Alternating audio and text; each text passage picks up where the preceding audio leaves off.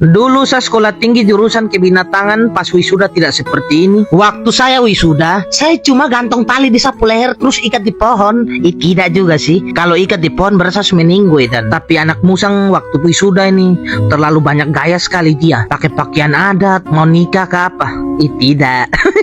Walaupun video ini sudah lama, tapi baru sempat saya posting supaya jadi kenangan. Di kemudian hari kita bisa nonton kembali. Sambil menunggu namanya anak musang dipanggil, kalian dengarkan saya suara yang merdu seperti burung beo ini. Milea Nuela Masu.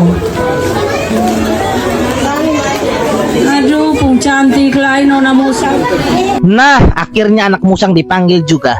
Buat kalian yang selalu menjerit tanya Pak Kades, anak musang pun nama asli siapa? Kalian sudah dengarkan sendiri toh, namanya itu sudah. Tapi kenapa saya panggil anak musang? Karena kita keluarga musang. Tidak, saya saja yang keluarga musang sih. Jadi sekarang kalian stop tanya-tanya nama asli anak musang sudah. Kalau lihat anak-anak wisuda begini, saya jadi ingat Ibu RT. Seandainya dulu dia tidak selingkuh, mungkin sekarang kita pun anak wisuda juga jurusan kebinatangan. Karena saya juga dulu sekolah tinggi jurusan kebinatangan. Karena anak musang wisuda, sekarang saatnya dia harus cari kerja. Jangan ijazahnya disimpan pakai bungkus nasi goreng. Jadi buat kalian yang lagi nonton, tolong info loker dulu buat anak musang supaya dijang tidur-tidur di rumah terus.